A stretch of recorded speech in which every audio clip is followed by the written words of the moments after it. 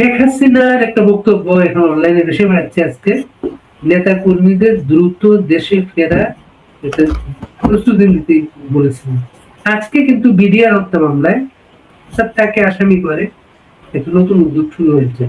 তারেক জিয়া বলেছেন, তারেক রহমান, যে বেশিরভাগ মুক্ত বাংলাদেশে এখন বিডিআর এর ঘটনা দিবালোকের মতো সত্যিটা বিদ্যমান।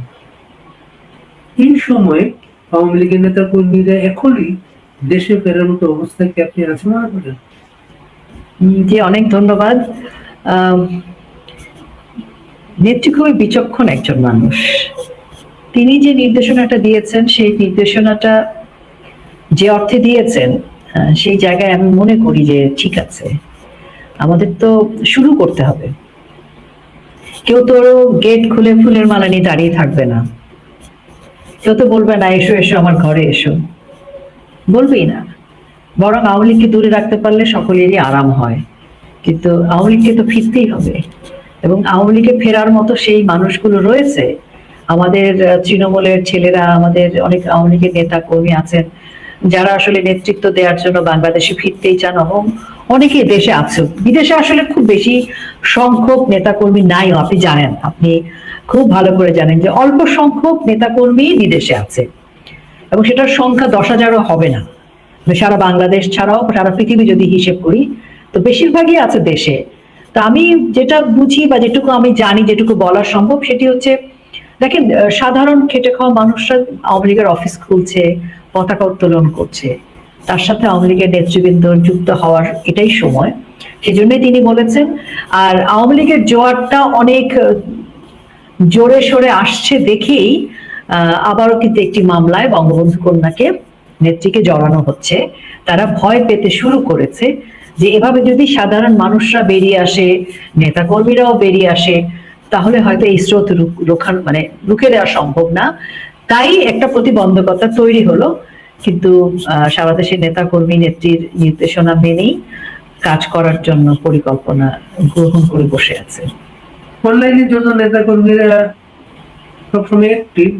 তাদের সবার একটা বক্তব্য হচ্ছে বিদেশে যেসব নেতারা আছেন তাদের ফিরতে হবে। আর বিদেশে যেসব নেতা আছেন, আমি অন্তত এখন পর্যন্ত কাউকে সেরকম প্রস্তুতি নিচ্ছে মনে হয় নাই। আগে তো নেতাদের ফিরতে হবে। সবার ফেরাটা কি বাস্তবতা? এটাও তো বুঝতে হবে। এখন ধরেন, মনে করেন যে আমি মনে করেন আমরা একটা সিন্ডিকেট, হ্যাঁ, আমরা কাউকে ট্রল করতে চাই, তাহলে কিন্তু আমরা একটা ন্যারেটিভ বিল্ড আপ করে ছেড়ে দিতে পারি। কিন্তু আসল সত্য হচ্ছে, বাস্তবতা কি তাই? আজকে কি আমাদের সাধারণ সম্পাদক বা আরো দুজন সম্পাদক আছে, সাংগঠনিক সম্পাদক, তাদের প্রেসিডিয়াম মেম্বার, তাদের পক্ষে কি দেশে ফেরা সম্ভব? এটা তো বাস্তবতা না। মানে আসলে সম্ভব না, সবার পক্ষে দেশে ফেরা সম্ভব না। যার মামলা রয়েছে অনেকগুলো, সে কিভাবে দেশে ফিরবে?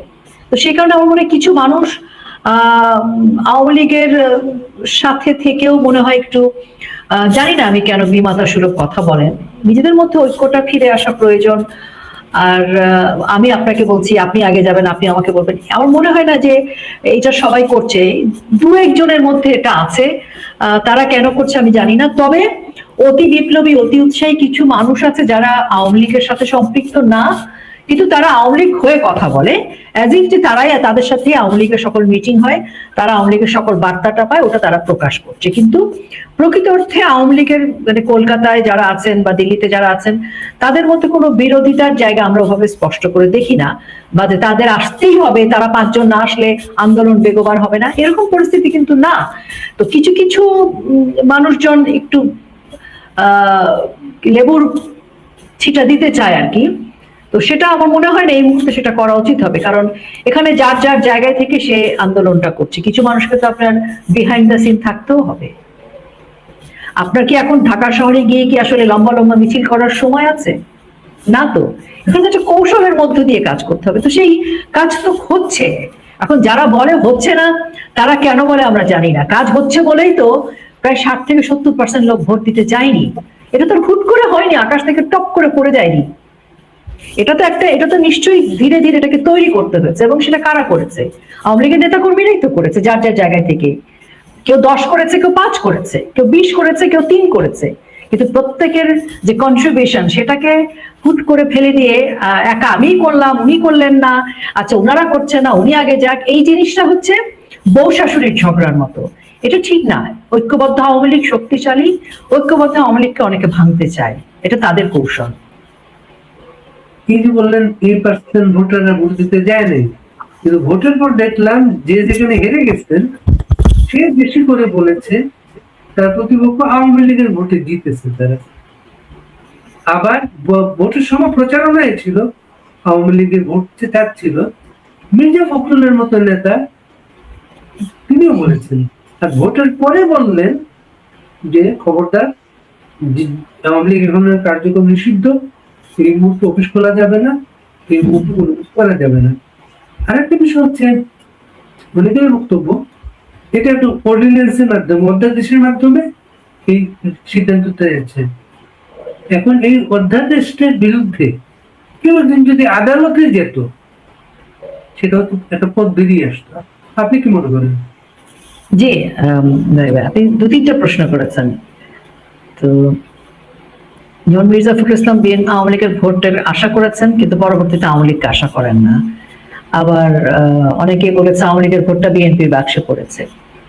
কোথাও কোথাও তো নিশ্চয়ই এরকম হয়েছে, হওয়ার কথাই।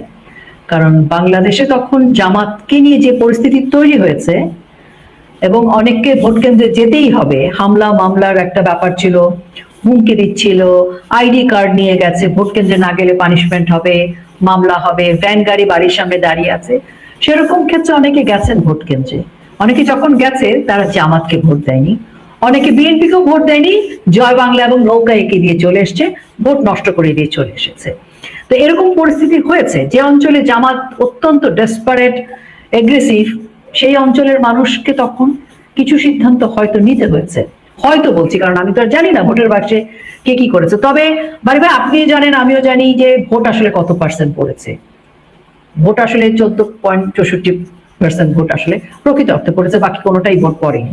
তো সেই জায়গা থেকে আসলে ভোটের অনেক মানে বাংলাদেশের মানুষের সেই যে হিসেব নিকেশটা ছিল জামাতকে থামানোর প্রক্রিয়ার মধ্যে দিয়ে বিএনপির কিন্তু এই সংখ্যাগরিষ্ঠতা বা এই বিজয় এসছে। তা না হলে যদি প্রকৃতপক্ষে কম্পিটিশন হতো বিএনপির এই বিজয় তো হতো না, এটা বিএনপি খুব ভালো করে জানে। আওয়ামী লীগের সাপোর্ট যদি কেউ করেও থাকে সেটা যুক্তিকতা হয়তো এরকম ছিল, যদিও সেটা আমি দায়িত্ব নিয়ে বলতে পারি না। তো এখন ধরেন আওয়ামী লীগ বিএনপির রাজনৈতিক সিদ্ধান্ত কি আমি জানি না, তবে বিএনপিকে যদি রাজনীতি করতে হয় তাহলে জামাতের রাজনীতি থেকে দূরে থাকতে হবে। জামাত যে দ্বিতীয় শপথটা নিয়েছে জুলাই সনদ, যদি বিএনপিকে নিজের রাজনীতি, নিজের দল, নিজের রাষ্ট্র, সংবিধান এবং এই সরকার টিকাতে হয় তাহলে তাকে জুলাই সনদ বাদ দিতে হবে, জামাতকে বাদ দিতে হবে। এখন বিএনপি যদি মনে করে যে এই দিকে মনোযোগ না দিয়ে তাদের প্রতিদ্বন্দ্বী না, তাদের প্রতিহিংসা রাজনীতি হবে আওয়ামী লীগের সাথে, তাহলে যতটা ক্ষতি বাংলাদেশ আওয়ামী লীগের হবে তার দ্বিগুণ ক্ষতি হবে বিএনপির। কারণ বাংলাদেশ আওয়ামী লীগ তো এখন 60-70% জনগণের ইয়েসটা পেয়ে গেছে। জনগণ যে ভোট দেয়নি, গণভোটকে সার্থক করেনি, সেটা কোন কারণে? সেটা সেই বিজয়টা তো নৌকা এবং শেখ হাসিনা আপার বিজয়। তো কাজে এই যে জনগণের ঐক্য, জনগণের সমর্থন, সেটা তো আওয়ামী লীগের সাথে আছে। এখন বিএনপি যদি সত্যিকার অর্থেই একটা ইনক্লুসিভ ডেমোক্রেসিকে রক্ষা করতে চায়, বাংলাদেশকে এগিয়ে নিয়ে যেতে চায়, তো সেই গণতন্ত্রের চর্চা করতে চাইলে তাকে আওয়ামী লীগকে প্রয়োজন।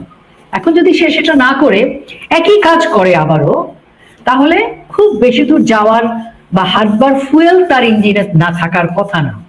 এবং মহামান্য রাষ্ট্রপতি যে কথাগুলো বলেছেন, কোন অধ্যাদেশ তার জ্ঞাতসারে হয়নি, তাহলে অধ্যাদেশগুলো বাতিল। আগেও অবৈধ, আমরা আগেও বলেছি অবৈধ, এখনো অবৈধ। এখন এই সকল অবৈধ অধ্যাদেশকে যদি বিএনপি সরকার ধরে বসে থাকে তাহলে একরকম পরিস্থিতি হবে।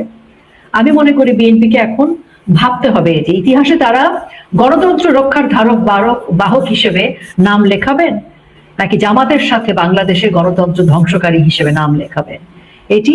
আর রিড করার কথা যেটি বলেন, সেই আলোচনাটা এর আগেও হয়েছে, শুনেছি। এটির বিষয়ে আসলে আমি কিছু বলতে পারছি না।